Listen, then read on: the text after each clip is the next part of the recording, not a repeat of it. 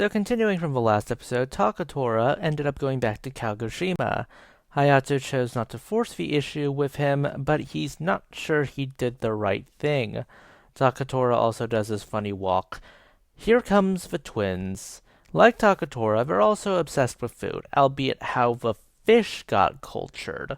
Gin and Joe come from a line of fishermen, and those of you who can piece two and two together know that Gin and Joe fought with Takatora over the quality of the fish. Futaba, who has jumped through many hoops with Shinkalian drivers over the episodes, is a bit appalled that this reason is why they're fighting over whether the fish is wild or agricultured.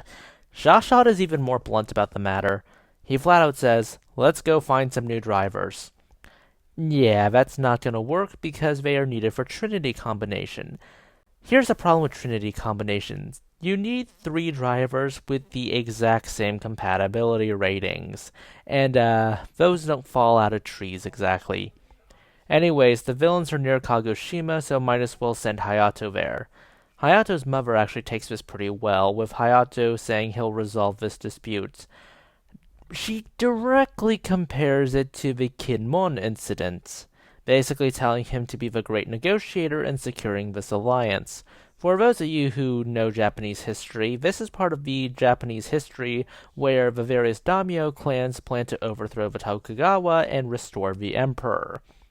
So, when she mentions the Sacho alliance, she's talking about Satsuma and Choshu, who were normally hostile to the Tokugawa, but because of the whole we sort of bent the knee towards Americans and later the British, the French, and other Europeans, we're going to go make this alliance and overthrow the Tokugawa.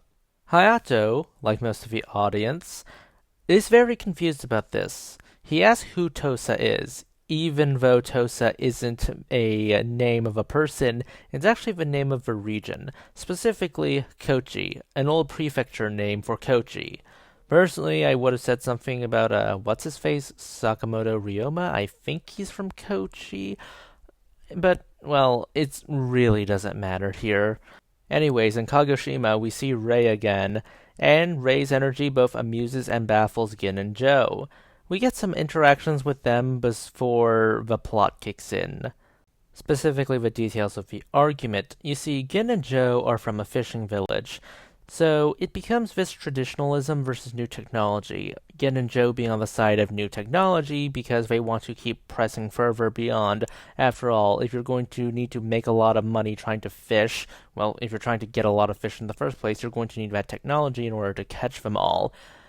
But Takatora is not like that. Remember, he's very traditional as shown in the last episode. Monster time. So we see Takatora's whole attitude of preserving history and tradition, and that hasn't really changed. Hayato's attempts at being Kochi is pretty bad. So what are Rei and the others are doing? Well, not so hot, unless you count burning as part of the whole hot thing. Obviously, Takatora is willing to go help Hayato with this, but there's a problem immediately the moment he gets on the battlefield with Gin and Joe. Mainly the fact that they're all fighting over nonsense again. I am really surprised that Futaba didn't get 2 pieces of bread, smash all 3 of them together after this, and yell, "What are you, an idiot sandwich?" Speech about old and new supporting one another and how they feed each other.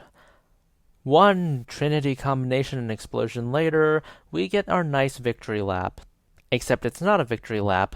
One of the villains communicates with Hayato, and which one is it? It's Iza. Iza gives a speech how they, not the humans, his agents, will evolve further than them, and then he cuts the transmission. Everyone gets along after this whole cut. That's the end of this episode, and my general opinion on the episode is pretty much the same as last episode.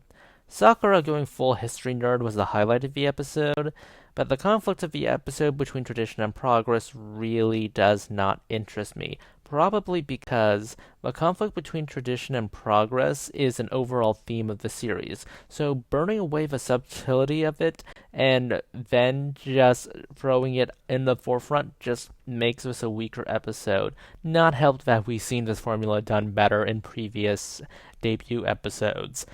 And we're also 35 episodes in, and this series is like 70 episodes. At least Ray interacted with Yin and Joe.